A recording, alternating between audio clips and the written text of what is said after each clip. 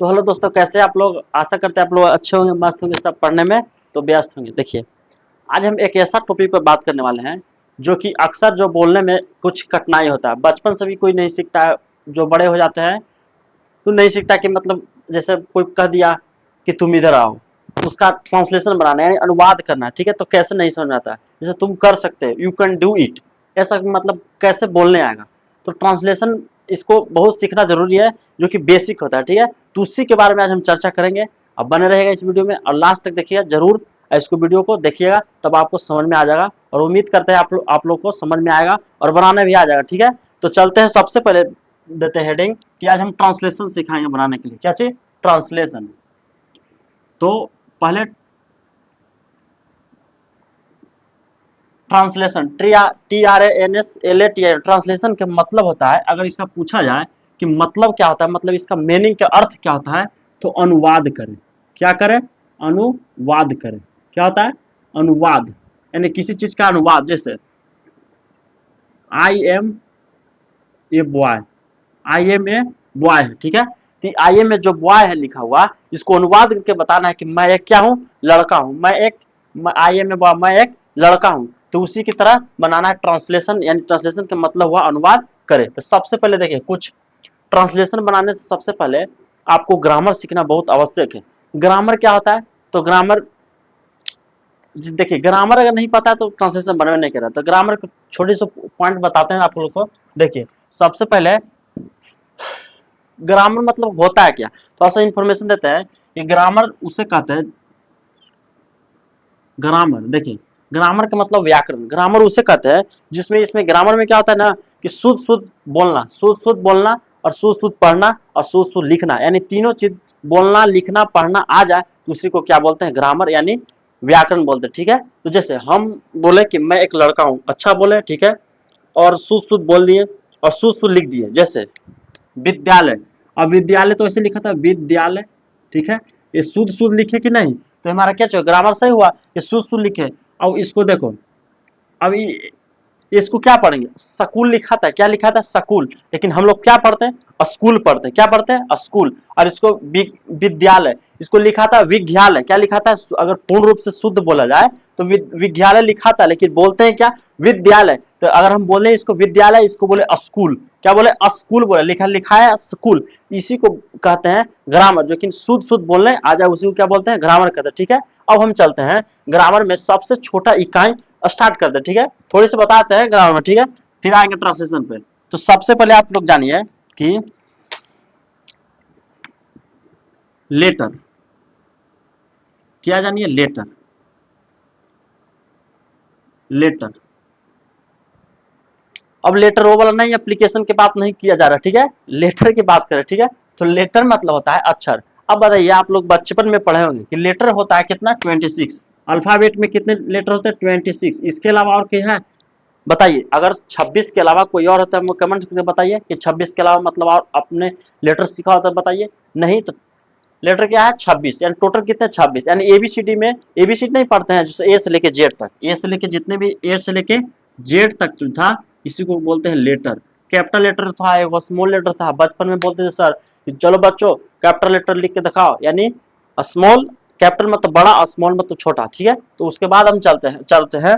अब लेटर से दूसरा अर्थ हुआ, सॉरी अर्थ नहीं, मतलब इसके अगर आगे हम बढ़ते हैं तो वर्ड। वर्ड क्या? वर्ड का मतलब शब्द। वर्ड का मतलब क्या हो गया? शब्द हो गया, ठीक है?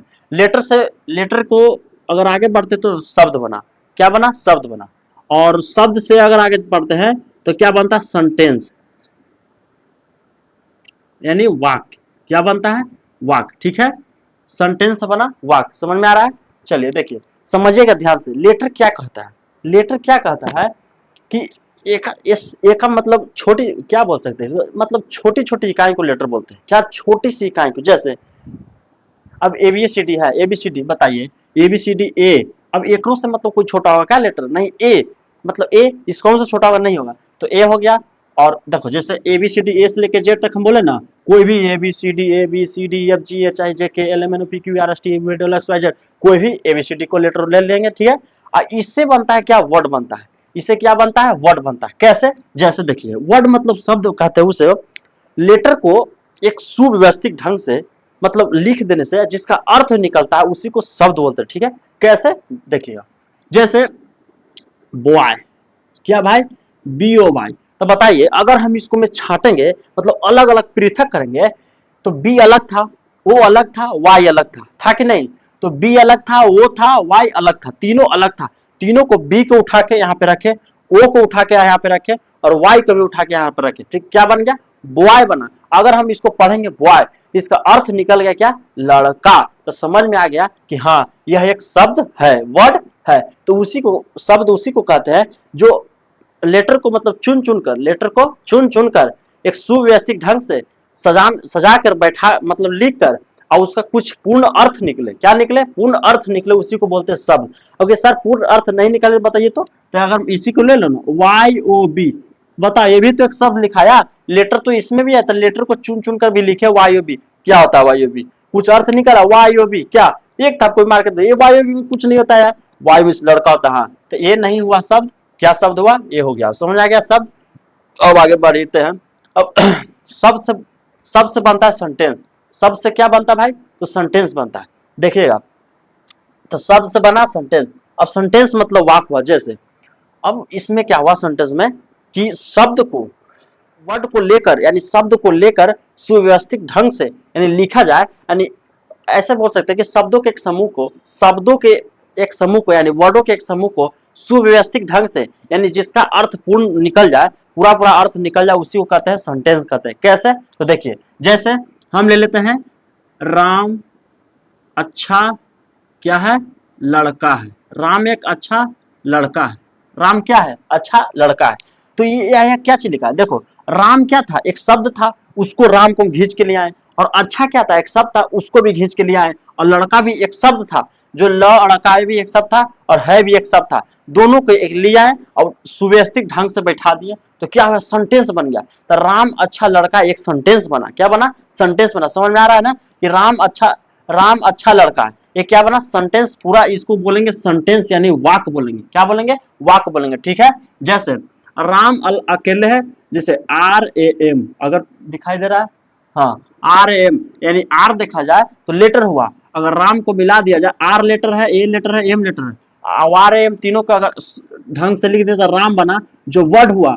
और राम से बना, फिर राम से मान ले कि इसको बनाते हैं राम अच्छा लड़का है, अगर अच्छा लड़का जोड़ देते हैं तो समझिए कि क्या बन गया? सेंटेंस बन गया। ठीक है, इतना समझ में आ गया सेंटेंस किसे कहते हैं। चलिए नेक्स्ट। अब लिखवाने की जरूरत नहीं, बस बता दे रहे हैं धीरे धीरे। अब थोड़ा सा और समझिएगा ध्यान से क्योंकि ट्रांसलेशन में काम आएगा। ठीक है, उसके बाद हम थोड़ा सा चर्चा करते हैं सेंटेंस पे। ठीक है, तो देखिएगा सेंटेंस। सेंटेंस के मतलब वाक्य। कितना भाई? वाक्य। सेंटेंस अगर देखा जाए कि सेंटेंस कितने प्रकार के होते हैं, तो सेंटेंस मुख्यतः लगभग 10 है। कितना है? 10। लेकिन यहाँ चर्चा हम करेंगे 3 या 4 को। 4 को ज्यादा नहीं चर्चा करेंगे, 4 को चर्चा करेंगे। ठीक है, क्योंकि 10 को पढ़ने में फिर ग्रामर में घुस जाएंगे। थोड़ा सा बता दे रहे हैं। ठीक है, तो देखिए सबसे पहले है, पहला है क्या? Affirmative sentence. ए क्या है? Affirmative, A double F I R M A T I भी सेंटेंस। अफर्मेटिव सेंटेंस इसको बोलते हैं हिंदी में सकारात्मक वाक्य। सकारात्मक वाक्य बोलते हैं। ठीक है, और दूसरा है, दिखाई दे रहा है, चलिए मैनेज कीजिएगा। और अफर्मेटिव सेंटेंस दूसरा है नेगेटिव सेंटेंस।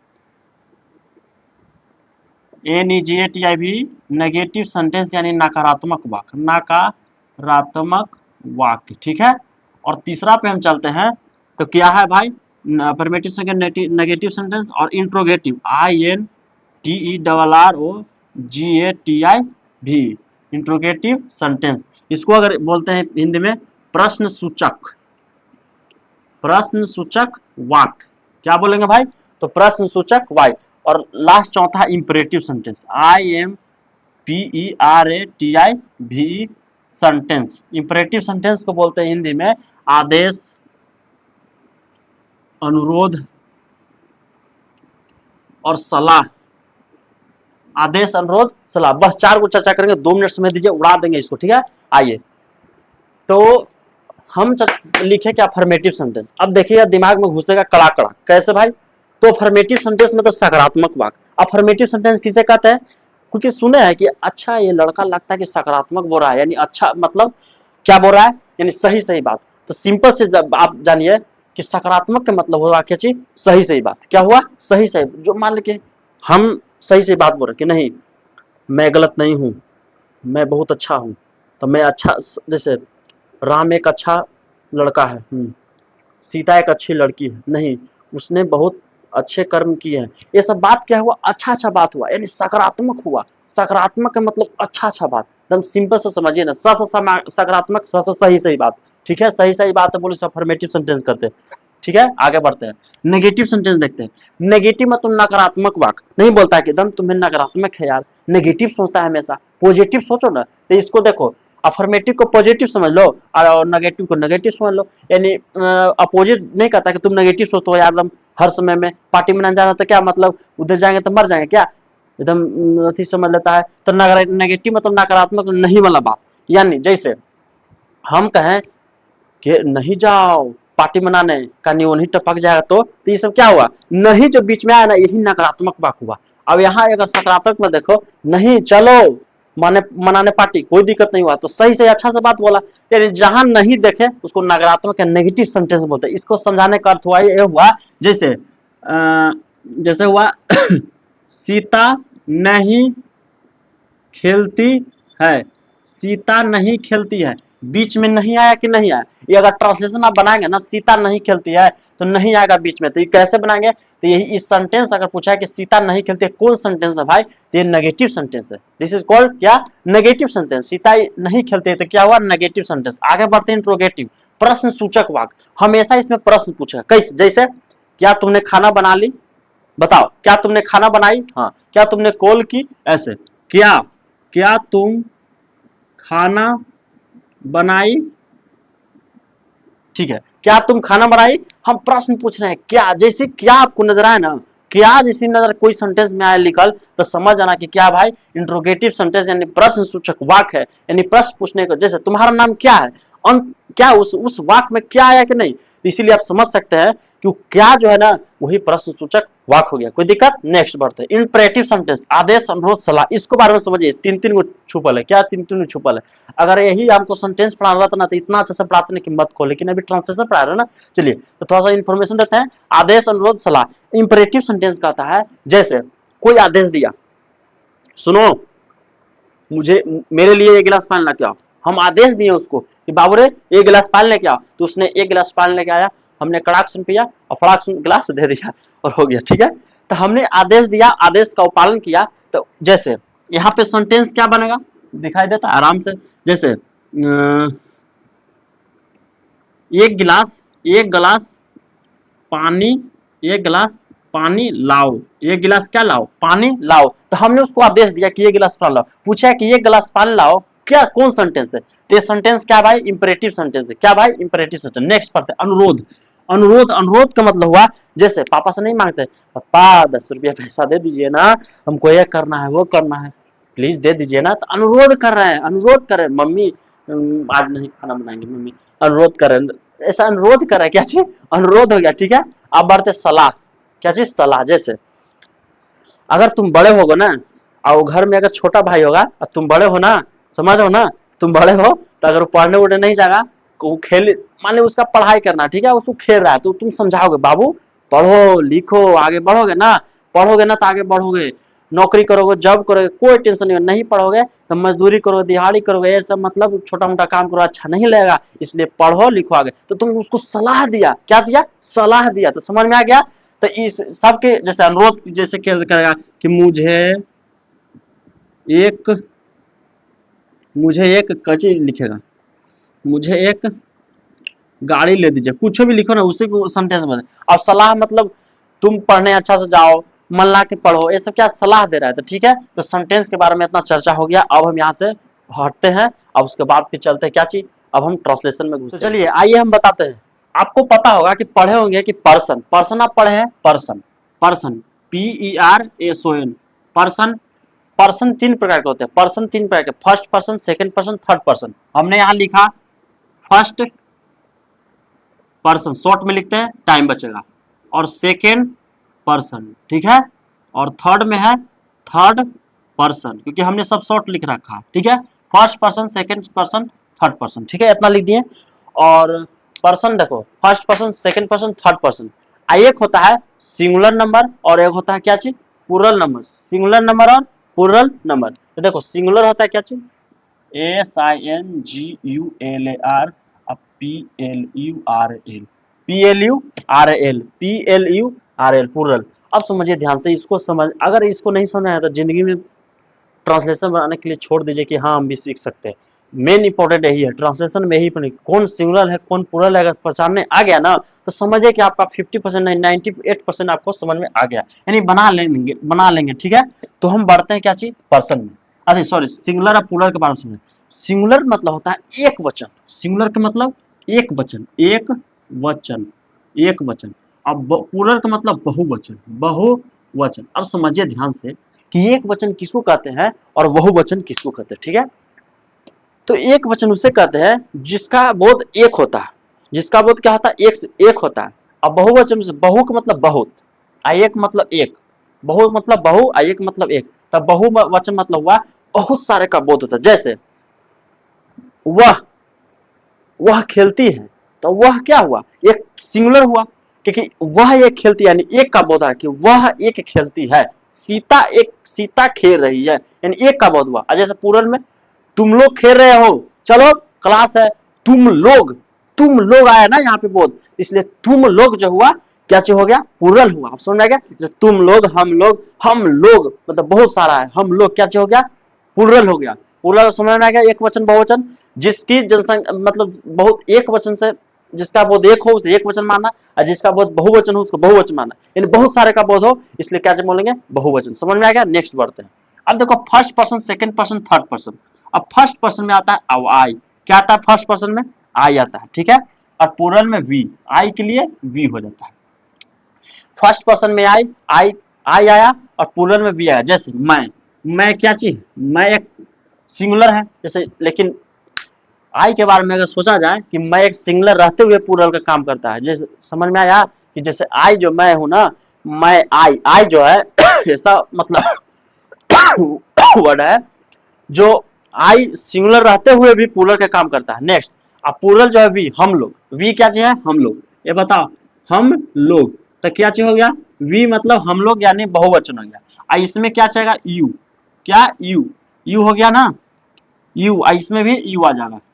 और इसमें आ जाएगा क्या, ही सी इट, यानी ही आ जाएगा, सी आ जाएगा और ईट आ जाएगा। और नेम भी आ जाएगा, क्या चीज, नेम, जिसका जिसका नेम रहेगा।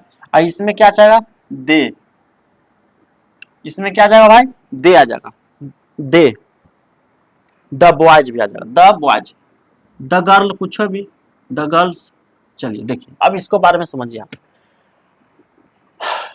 फर्स्ट पर्सन के सिंगुलर नंबर में आई, याद रखिएगा, फर्स्ट पर्सन के सिंगुलर नंबर में आई।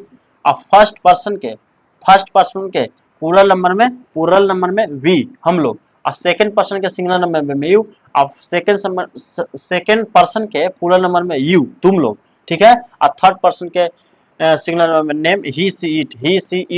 देखिए जैसे ही मतलब वह, सी मतलब वह, इट मतलब यह, नेम जैसे राम, सीता, मोहन, सोहन, गोपाल, सब नेम है, ठीक है। तो इसमें सब सिंगुलर में आ जाएगा। कैसे सिंगुलर में रखे, जैसे एक वचन का बोध होता है, ठीक है। अब थोड़ा सा एक वो इन्फॉर्मेशन दे, क्या first person, second person, third person. देखो बोलने वालों को फर्स्ट पर्सन बोलेंगे, जो बोलता है, बोलने वालों को फर्स्ट पर्सन बोलेंगे, बोलने वालों को क्या बोलेंगे, फर्स्ट पर्सन। और सुनने वालों को क्या बोलेंगे, थर्ड पर्सन। और जिसके बारे में कहा जाए, जिसके बारे में कुछ कहा जाए, जिसके बारे में क्या कुछ कहा जाए, यानी कहा जाए, ठीक है। तो फर्स्ट पर्सन जो बोलने वालों को फर्स्ट, जैसे आई मतलब मैं, तो हम हमारे बारे में कौन बोला, हम ही बोलेंगे आई। मैं एक टीचर हूँ, मैं पढ़ाता हूँ, मैं ऐसे करता हूँ वैसे करता हूँ, तो क्या चीज हो गया, आई।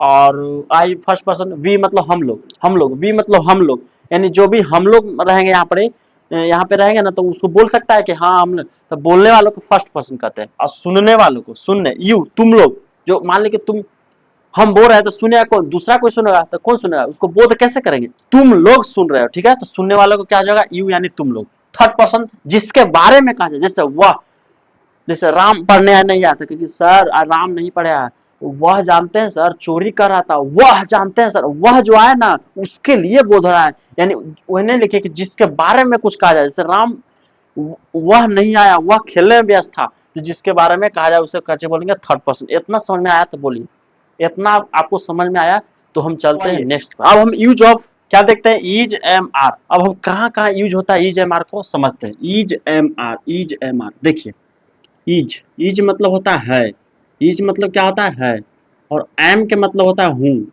एम के मतलब क्या होता है, हूँ होता है, ठीक है। और आर का मतलब ये होता है, तो यहीं पे लिख देते हैं, यहीं पे लिखे ना आर, आर मतलब है, ठीक है। और समझिए ध्यान से, तीनों का यूज देखेंगे। यूज मतलब है, एम मतलब हूँ, और आर मतलब है, याद रखना। ईज मतलब है होता है, और एम ए एम एम मतलब हूँ होता है, ठीक है। और आर मतलब है होता है। इसको मीनिंग याद करने पड़ेगा तब बनाने आएगा, ट्रांसलेशन नहीं तो नहीं आएगा, ठीक है। ईज मतलब है। अब देखिएगा कि ईज का प्रयोग वहां होगा जहां क्या होता है, जैसे यह लड़का है, यह क्या हुआ, लड़का है, तो यह के मीनिंग क्या, दिस, और है के मीनिंग क्या आ जाएगा, is boy, he is boy. वह क्या है, यह लड़का है, सॉरी यह लड़का है, दिस इज बॉय, याद हो गया, सॉरी याद नहीं करना है, बनाना है क्या, कि यह लड़का है, दिस इज बॉय। बनाने देखिए, सबसे पहले इसको बनाइएगा, फर्स्ट नंबर में क्या बनाएगा, दिस, ठीक है। उसके बाद सेकेंड नंबर में इसको लाइएगा इज, और थर्ड नंबर में इसको लाएगा बॉय। चलिए बनाना है क्या, this is boy, this is boy, ठीक है। यानी यह के मीनिंग दिस हो गया, और इज है के मीनिंग इज हो गया, और लड़का के मीनिंग बॉय यहाँ पे लिख देना। तो फर्स्ट में इसको रखना है, सेकंड में यहाँ से उठा कर लाना है, और थर्ड में इसको ले आना है, ठीक है। अब समझते हैं, अब है के मीनिंग याद हो गया ना। अब देखिए एक बात आओ याद रखेगा कि जहां सिंगुलर, SINGULAR, जहां सिंगुलर रहेगा ना वहां इज का बोध होगा। यानी है के मीनिंग देखो, सबसे पहले आप समझिएगा कि है तो दो गो है, क्या चीज है के मीनिंग क्या है, दो गो है। ये यानी एगो ईज है, क्या है भाई, ईज है, एगो आर है, क्या दो गो है। यानी ईज मतलब ही है होता है, आर मतलब ही आता है। तो दोनों के आकाश आसमान के फर्क है, क्या चीज, आकाश पताल के फर्क है। कैसे फर्क है, जैसे जहां एक वचन का बोध होगा वहां ईज जाएगा। जहाँ जैसे दो गो भाई है, किसी का दो भाई है, कहा ना कि नहीं, जहां तुम बराती जाओगे भाई, तुम जहां अंगे आया तो बराती जाएगा तुम, और तिलक जाएंगे हम, बराती जाएगा तुम, तिलक जाएंगे हम। उसी की तरह बांटा गया है कि दोनों का मीनिंग है, यानी दोनों भाई है, दोनों का मीनिंग है, दोनों भाई है, लेकिन काम अलग अलग है। कहा कि तू एक वचन में जाएगा और हम बहुवचन में जाएंगे, तू दो अक्षर के लिखाता है, हम तीन अक्षर के लिखाता है, इसलिए बड़ा बड़ा काम हम करेंगे, छोटा छोटा काम तुम करोगे। जैसे देखो, जैसे रहेगा कि आप लोग, आप लोग ईमानदार हैं, ईमानदार हैं, ठीक है। और एक और रहेगा कि वह ईमानदार है, वह ईमानदार है। अब इसको बनाएंगे, देखिए कैसे। अब यहाँ पे देखिए कि कैसे बनाएंगे इसको। आप लोग ईमानदार है और वह ईमानदार है, यहाँ पे भी है और यहाँ पे भी है। इसको बनाएंगे यू, आप लोग के मीनिंग ये होगा, उसके बाद इज, सॉरी इज नहीं आर होगा। अब यहाँ पर आर का हम लगाए, ठीक है। यहाँ पे देखिए आर का लगाए, आप लोग ईमानदार, आप लोग, अगर इसको हम देखेंगे, आप लोग मतलब आप लोग, बहुत सारा लोग, लोग जैसे नजर आ गया ना तो समझो कि बहुत सारा का बोध हो रहा है, इसलिए आर लगा। देखो बहुत सारा में, यानी आप लोग क्या चाहिए हो गया, पुरल हो गया, पुरल हुआ कि नहीं जी, तार हो गया, ईमानदार के ऑनेस्ट, HONEST, क्लियर है। अब देखिए वह ईमानदार है, तो वह के मीनिंग ही हो जाएगा, और ईमानदार है, वह ईमानदार है, ये के बोध रहा है, वह ईमानदार है, ज्यादा के बोध नहीं हो रहा, इसलिए he is honest, he is honest, he is क्या हो जाएगा, ऑनेस्ट। अब समझ में आया कि आर का बोध कहाँ होगा, इज का बोध। सबसे इंपॉर्टेंट बात रखिएगा कि जहां बहुत सारे का बोध होगा आर लगाएगा, है के मीनिंग आर, और जहां कम मतलब एक वचन का बोध होगा वहां इज लगाएगा। जैसे हम लोग, हम लोग नहीं जाएंगे पढ़ने, हम लोग नहीं जाएंगे पढ़ने, तो वी आर लगाएंगे, क्या लेंगे, वी आर। अब जैसे वह आएगी पढ़ने, वह आएगी पढ़ने, तो वह आएगी पढ़ने लगता है कि ये बोल रहा है, तो सी इज लगाना, क्या लगाना, सी इज लगाना। तो इज और एम, इज और आर का समझ में आ गया। आप लिख सकते हैं इधर एक लाइन में ऐसे बॉक्स बना के कि सिंगुलर, SINGULAR, सिंगुलर के साथ इज लगाना और PLURAL, प्लूरल के साथ आर लगाना। ठीक है, इसको लिख लीजिएगा। यानी याद रखिएगा कि जहां जहां एक वचन आए वहां इज का प्रयोग करेगा, और जहां जहां बहुवचन आए उसको वहां आर का प्रयोग करेगा। समझा दिए यहाँ पर ही आप लोग में बहुत सारा था आर, और वह ईमानदार यानी इज का प्रयोग करना। ठीक है, अब हम आगे बढ़ते हैं। ठीक है, यहाँ पे हूँ, एम मतलब हूँ होता है, तो एम के मीनिंग हूँ होता है। क्या होता है भाई? एम के मीनिंग हूँ। तो एम जहां जहां हूँ नजर आएगा वहां पे एम लिख दे, इसमें कुछ नहीं। जैसे मैं हमेशा आइए के साथ रहबे करेगा, मैं क्या चीज आइए के साथ आएगा कि मैं खुश हूँ, मैं खुश हूँ, तो क्या आ जाएगा? आई, उसके बाद am happy, I am happy. Clear है? HWP भाई आगे बनाना है। तो हूँ क्या हो जाएगा? एम, एम एम का मतलब हूँ हो गया, तो आई एम हैप्पी। कोई दिक्कत नहीं। चलिए, तो इज एम आर के मतलब समझ में आ गया ना कि नहीं आ गया? इज एम आर कोई दिक्कत नहीं। और कुछ कुछ लिखने पड़ेगा, जैसे आप लोग कुछ कुछ याद करने पड़ेगा। यहाँ पे लिख दें, आप लोग को याद करने पड़ेगा क्या चीज, इसको मिटा ही देते हैं और कुछ कुछ याद करने पड़ेगा आपको ना। जैसे कुछ कुछ मीनिंग है, जैसे इज, इज और आर याद रखेगा। इज और आर के मतलब है हो गया, और एम, एम के मतलब हूँ हो गया। ठीक है, और वी के मतलब हम होता है या हम लोग होता है। वी के मतलब हम या हम लोग होता है, इसका मीनिंग लिखा था यूज होगा। ठीक है, और उसके बाद यू देखेगा, यू के मीनिंग तुम, यू के मीनिंग तुम या तुम लोग, तुम या तुम लोग होता है। ठीक है, और इज एम हो गया एम यू, और क्या होता है, और या और लिखते हैं दिस, दिस के मीनिंग यह, दिस के मीनिंग यह, और दैट के मीनिंग वह होता है। इतना खाली याद रखिए, दैट के मीनिंग वह और दिस के मीनिंग यह। और कुछ छूट रहा है क्या? बस, और ट्रांसलेशन का बुक लीजिए और बनाना स्टार्ट कीजिए। अब बहुत सारा इसमें वोकुबुलरी, वोकेबुलरी यानी उसको बोलते हैं इंग्लिश, यानी मीनिंग आपको याद रखना पड़ेगा। जैसे खुश के मीनिंग, प्यार के मीनिंग, धनी के मीनिंग, गरीब, दयालु, अच्छा, उदास, नेक, बीमार, स्वस्थ, लाल, मजबूत, प्रश्न, बुद्धिमान, बहादुर, मोटा, ये सब के मीनिंग आपको याद रहेगा तो बनेगा। जैसे एक्सरसाइज 1 है बुक में देखिएगा, जैसे लिखल है तुम लोग उदास हो, तुम लोग, तुम लोग उदास हो। अब हम कितना एग्जाम्पल है, आप लोग बनाइएगा। तो यू, तुम लोग का मीनिंग ये होगा। उसके बाद यहाँ इसको लाइए, यू आर, देखो तुम लोग है, हो यानी है, एक ही ना शब्द है, तो हो के मीनिंग है, तो देखो तुम लोग बहुत सारे हैं तो है के मीनिंग आर लगाएंगे यहाँ पे। ठीक है, प्लुरल है, और उदास के meaning sad, you are sad. बनाना है क्या? यू आर सैड, कोई दिक्कत नहीं। और देखिए, राम और मोहन अमीर है, एक वाव बनाते हैं, राम और मोहन क्या भाई? तो अमीर है, राम और मोहन अमीर है। यहाँ पे देखिए कि राम और मोहन एक साथ है, राम और मोहन एक साथ है। तो देखिए यहाँ पे राम हो जाएगा, तो राम एंड मिस और मोहन, राम और मोहन ये दोनों के एक साथ कर लिए। और देखिए राम और मोहन दो है, यानी सिंगुलर नहीं प्लुरल होगा, यानी एक से अधिक है, यानी बहुवचन है। तो है की जगह क्या लिखेंगे? आर लगाएंगे। तो Ram and Mohan are rich, rich मतलब अमीर होता है। बस बन गया। और क्या कि Ram and Mohan are rich, Ram और मोहन क्या चाहिए? अमीर हो गया, बस खत्म हो गया। और क्या, बस बनाने आ गया कि नहीं, ये याद रखिएगा। और जहां मतलब आए ना प्लुरल वहां लगा दीजिए। जैसे राम, जैसे आओ कुछ रामे रामे तो मुंह पर रहवे करता है, जाओ कुछ तो लगता है वर्ड नहीं। जैसे गोपाल, बेचारा राम गोपाल रूस जाएगा यार, कि हमको नामे नहीं लेते हैं, खाली राम के नाम लेते हैं। लक्ष्मण, लक्ष्मण रूस जाएंगे, हमको भी नहीं नाम लेता है यार। तो लक्ष्मण, जैसे मान लेंगे लक्ष्मण है, तो लक्ष्मण खुश है, तो एगो के बोध रहा, तो लक्ष्मण इज हैप्पी, खत्म। और लक्ष्मण और मोहन खुश है, तो दू का आ गया लक्ष्मण और मोहन, तो Lakshman and Mohan are happy. Clear है? चलो, अब इतना क्लियर है तो आगे हम बढ़े कि नहीं। अब देखिए एक बात आप बताते हैं, बच्चा कहाँ कंफ्यूज करता है। जैसे जैसे एगो बच्चा होता है, बच्चा, बच्चा और बच्चे। देखो बच्चा और बच्चे, बच्चा में हुआ सिंगुलर नंबर, यानी एक वचन का बोध हो रहा है कि हाँ बच्चा है भाई, बच्चे मतलब बहुत सारे का, बच्चों या बच्चे बहुत सारे। इसका मीनिंग होता है चाइल्ड, क्या होता है? चाइल्ड।